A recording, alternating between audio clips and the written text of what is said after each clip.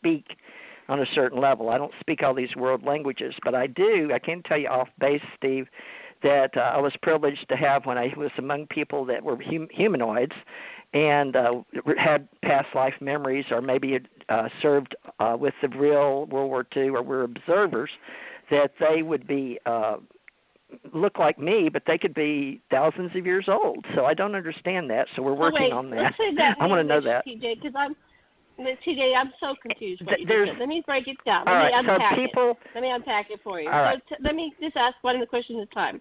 Okay, because you go off on a tangent, and I don't know what the hell you're saying. So you are saying you worked with the Brill, yes or no?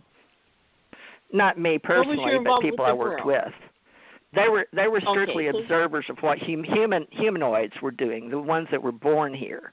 But they come and go at the universal level to come down and monitor only the progress. It's like compare it to the Star Trek. Compare it to Star Trek. Okay. No, let's not do. I just want to do one topic at a time. Well, the reason is because I have to bring it down, step it down. What did you do? So you were on board. I work at an ship. intergalactic universal. I work at a higher. I work universe to universe to universe. And that was on It's the Russian doll theory. Yes. Right, and you were on a ship. And describe your ship that you were on. Well, it's gigantic. It's miles long, literally miles. So where is it located? Universally above all the place where you would see the galaxies. It's above a universal level, and it stays hidden completely. They can't pick it up. We told them at one time we switched to microwaves, so they all switched to microwaves. But then I was sort of fibbing about that, too, because I was told to, because they're not going to be able to pick them up. They don't have the comprehension. They don't even have the type molecular structure because they don't give them. Who's the you're talking about? People on the planet, those that we work with in humanoid form, those on the planet, so everybody that's born here. Can't see this ship. They're not hybrids. No. So humans can't see this ship. No, it's different. We travel.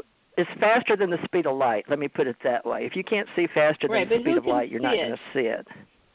Well, anyway, it's so not detectable. On board a ship. That's not even in this space time. Let's just talk about what your job is on the ship. Don't worry about it then. Well, I woke up. What's your job? I woke up to, after death and dying many, many times. I told you I'm an archivist, a historian, but basically I signed up to work in communications this time, based on past life history and universally on the planet, because I had been here 9 times before. No, in human form, in this reality. Not another reality, but it's... Right, so as a human being, you signed up in the military to be a communications officer. No. Here I'm in intelligence. I'm considered an investigator. So I signed up under Advisory Council Intergovernment Relations as an ambassador of goodwill for ACRR, Advisory Council, and then went international when I got my clearance level bumped up from 20 years of research on me from 1967 to 87. And then I became a rehire, civilian and in uniform for this country. And what did you do in the secret space program? What did you do in the secret space program? I do what... What was your job in the secret space program? I'm able to... it's like phase spacing. Now, see, we're going to have to get into a whole new different level separately from the Corey Good. Yeah, what do you do? I can... Steve, help me out here. Let me get Steve to break this down. Steve, the way you remember how I was interested in how you phrased personality splits? You can be in several dimensions at one time, but you have memories there like past lives, but you don't know if they're past lives or if you're a time traveler. I was brought in to explain You followed me? You can be different? Yeah. Okay. I can be talking to you here because you can hear my voice. But now, up in space, it's a little different. But that's why a lot of the various species don't have to use a mouth, because everybody can speak on various different waves. Telepathic. And then that's only the lower levels, because there's another level of comprehension that I couldn't even understand on the plasma screens, because I didn't even understand all that existed. So they were teaching me at a lower level, but I didn't understand a lot of the higher levels, so I couldn't even comprehend it, to be honest with you. So when I'm in a biological form in visiting this planet, or like we say, we're just visiting this planet, those of us that are hybrids, just visiting, with biological, and you're chosen into the program that William Tompkins talked about, is the fact that these are the ones that are over 1,000 years, and why he was so intrigued with me is, brunette, blonde, whatever, are those that they call the Nordics, right? So it's because we have the ability to be non-locale, if I can go there. People that are biologicals have a reference of only time, space, let's say three-dimensional is the best way to say it, three-dimensional, and that's why we use linear. So when you start talking to people in a different way, they have no point of origin without a biological. It's like a biological clock. It's set for 125 years, and the DNA and the telomeres, and they just decay biologically. But we don't have that, so that's where I was going to go with that. But at the same time, it doesn't exist because you're not just non-local. You can be everywhere in everything at all times. That's why teaching, Russell Targ helped it off, why they were working with the CIA to learn about, or teaching, what was that guy that... Steve, you may know. It doesn't matter. But anyway, the one guy, Ingo Swann, I think, taught. Oh yeah, remote viewing.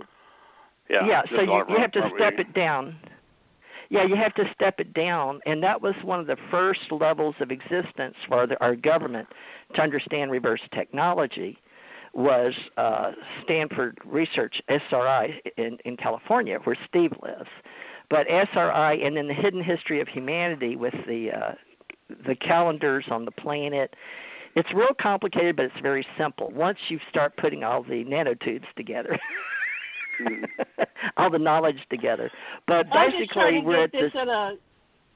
It's a very interesting universal level. English, TJ.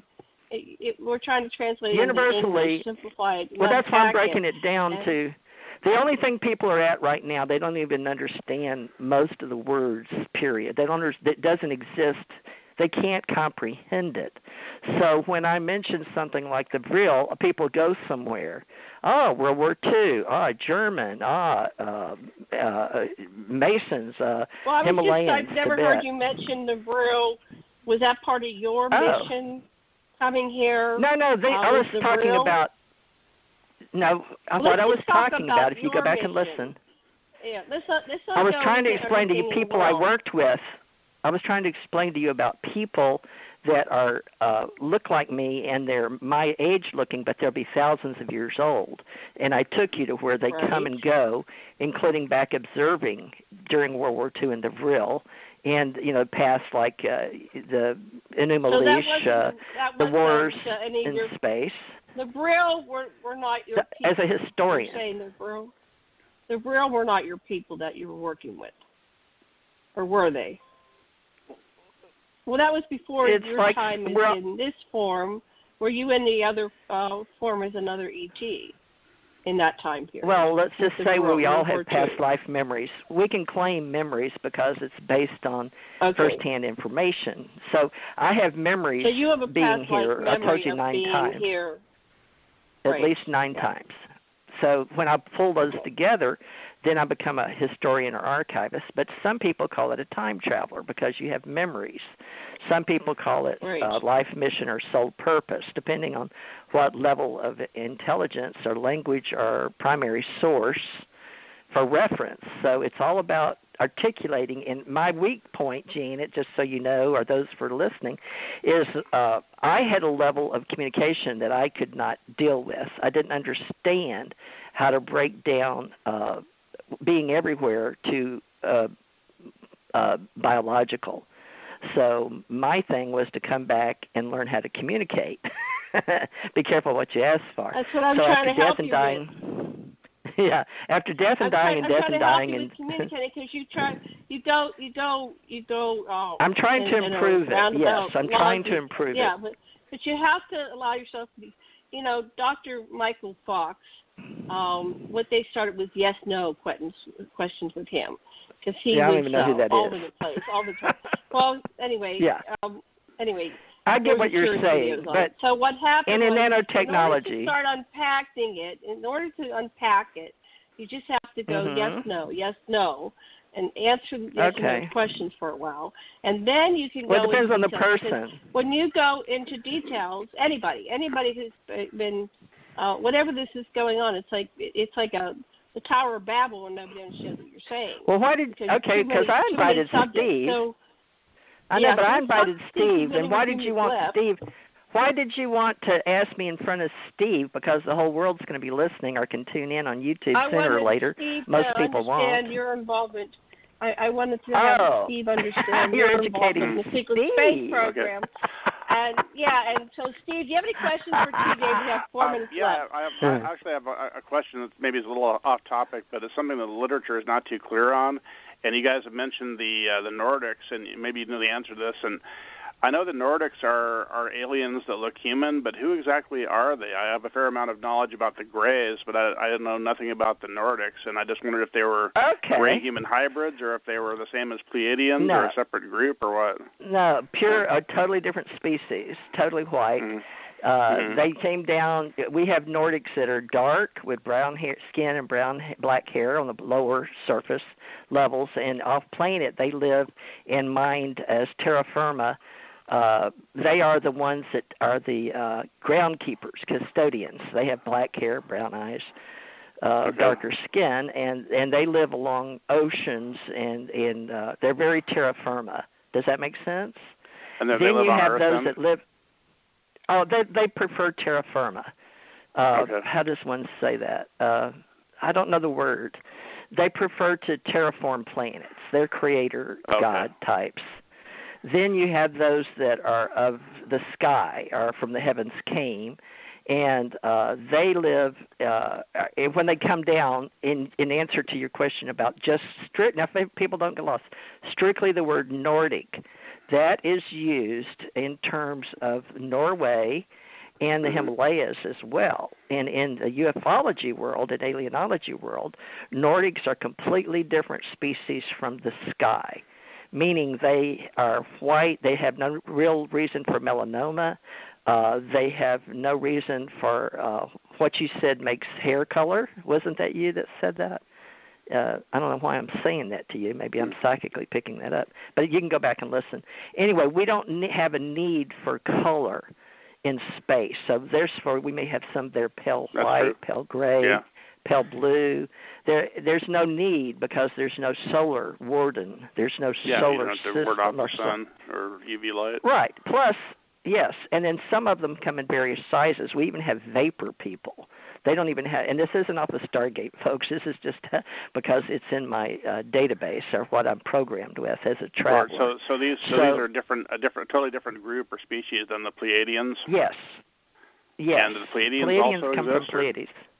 Okay. Well, that's just that's intergalactic, but that's inside this solar system. The ones that are called Pleiadians actually relate to a planet they call Pleiades, or a star system. So it depends on who, because there's some people that use Venus, and I got in this discussion with Stan T. Friedman because some of the people that were visitors used Venus, and I said, well, the Venus planet isn't the same Venus that are Venusians, right? And so this is where they got it mixed up. It's sort of like information, disinformation, and misinformation. What are we talking about? Are we talking about the planet Venus and the solar system? Get it? Or something out farther? So these are the things we're now establishing in soft disclosure. Is what exactly are we communicating? What's the meaning behind the word? Named Val Thor that was said to be from Venus that worked in the Pentagon for a while, and I'm pretty sure that story is true. So he came from a planet called Venus from another solar system, or?